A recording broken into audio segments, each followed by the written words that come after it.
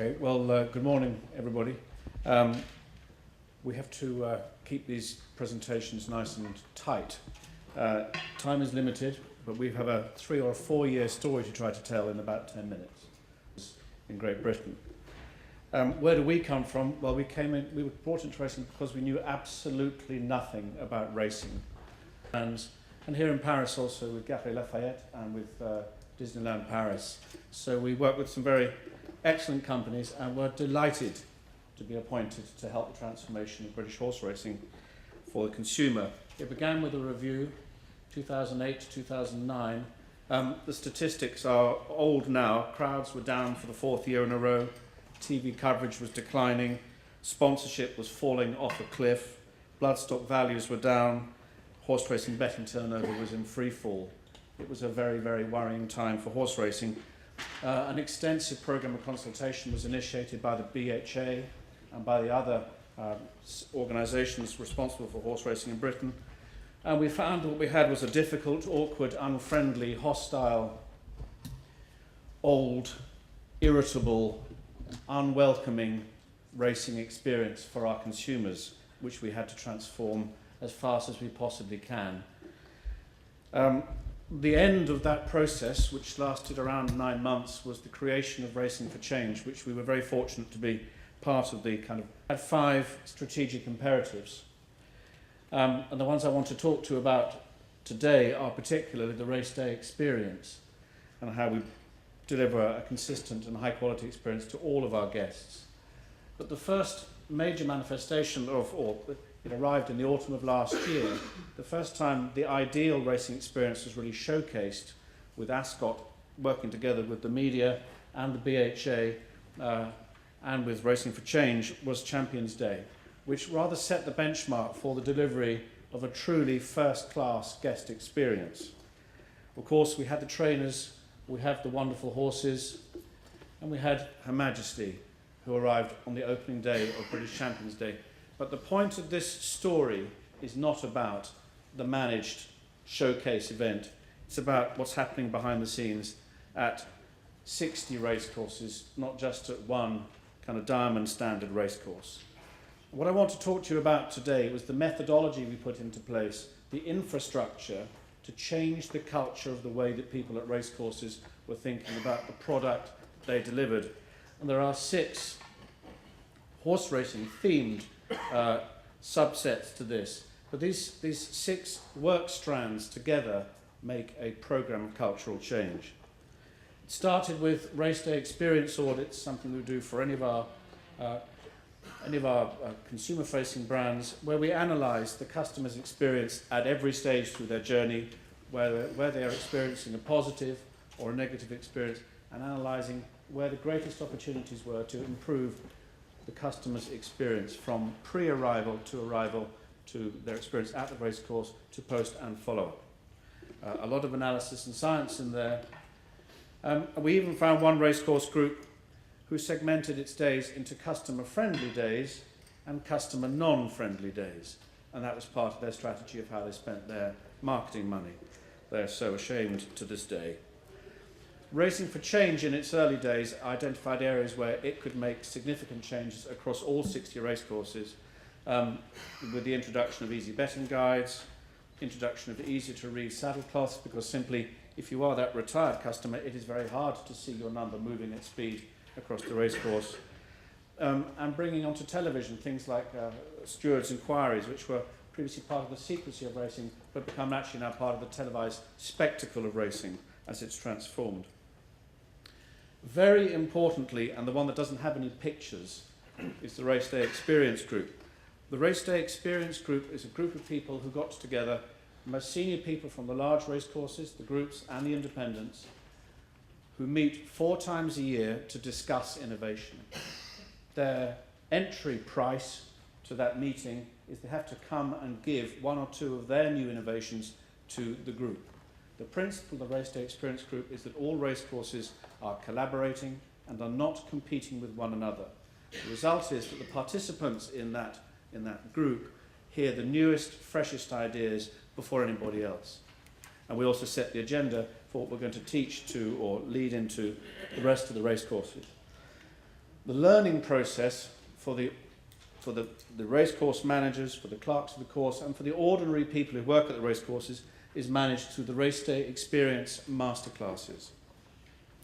These are exactly what they say on the tin. We will identify an issue that we feel that the industry needs a special round of learning on. Let's call that the application of social media. Social media is not, I need a Twitter feed, I need a website page. It's about how do you use this properly, how do I use my limited resources. So workshops are set up with external invited speakers and presentations from inside the industry, and then working sessions in the afternoon that take a whole day and are followed up by papers delivered on the RCA's website. So social media, training of temporary staff, food and drink innovation, owners and trainers experience. Whatever the specialist subject of the day is, we convene a special conference for one day and download papers. It's proved an absolutely priceless learning tool.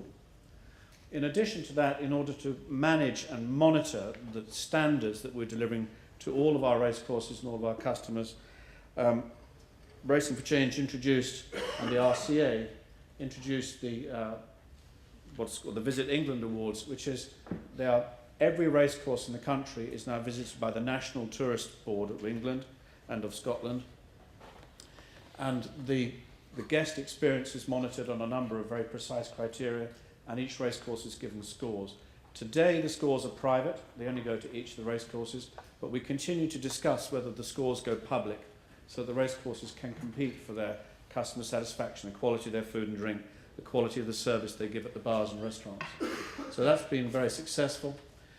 But perhaps the most exciting of all, the RCA Showcase Awards is an annual event. It started just as an annual conference where we gave prizes for innovation and for marketing. And in the first year, 30 of the race courses participated and had 45 applications for awards. Last year we had 42 race courses out of 60 and 87 award applications. This is the teams, this is the girl in marketing or the boy who works in catering at your race course submitting for a national award recognised by the whole industry, publicised by the Racing Post and the Times in the UK, at which these people win a prize, a certificate. And to see the pride on the reception desk at a racecourse office with these certificates, a showcase award, if you work at a racecourse, this is a real thing to win. And for many of them, it's in their annual, their personal development program to try to win a showcase award. It's now a much larger black tie event. It's a big show. It's been a great success. Some recent showcase submissions, just so you can see the quality of the ideas we're seeing coming through. Goodwood's 3 Friday nights. Goodwood taking their famous parade ring and covering it in 30 minutes and turning it into a dance venue for 20,000 people. There's Lord March with our broadcaster Chris Evans. Fashion, using the media and social media and TV at York.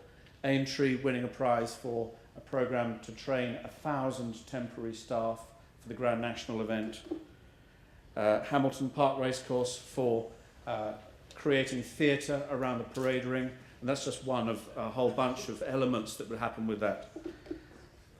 Through to this extraordinary sculpture, which was designed to promote the reputation of York Racecourse for the quality of the produce it provides in its bars and restaurants, Yorkshire produce for Yorkshire restaurants. That made national press, that went to the national media, huge media and social media following of these strange and unique ideas, through to refurbishment of grandstands, creating new bars and restaurants. And one of my favourites, the Tonqueray Gin Bar at Goodwood Racecourse, beautifully, stylishly, reassuringly expensive, good for the Goodwood brand, good for the Tonqueray Gin brand, entertainment all at once. And the last part, because our staff don't know what they don't know. They're busy, they're at work, they're working at the racecourse, their teams are small. One of our roles is to we provide a blog for them where we go out to visit other visitor attractions. We visit sporting venues, we visit the Olympics, and we create a blog that many of the people at the racecourses read in order to feed ideas. Say, if that works in football, I can do that. If that works in rugby, I can do that. What can I get from the Olympics? What can I get from shopping experiences in Japan and Tokyo. What can I get from our experiences at Singapore Racecourse Jockey Club next year? So rugby, Silverstone for Formula One, historic houses, the Olympics, Singapore Safari, it goes on. So this is an external feed. It's all part of an overall and rounded programme of inputs. And the results. Results are Channel 4 audience is up 5%, 2011. British BBC Summer Racing attendance, viewing up 36%. Champions Day was a great success in 2011 and has sold out a month before it's happened in 2012. There are 28 university racing clubs that have been established to target young people. Take a look at lovetheraces.com, a very, very interesting social media activation. Racing share of betting is on the increase again, we're very, very pleased to hear. And at the racecourse, visitor satisfaction levels are at 78%. Racecourse attendances are up for the third year in a row. And the percentage of customers, which is really important, the percentage of customers now open to racing, I may not have been, but I'm prepared to consider it, has risen to 61%. But 74% of customers have not been to the races in the last 12 months. So the opportunity for growth for British horse racing is enormous. Thank you very much.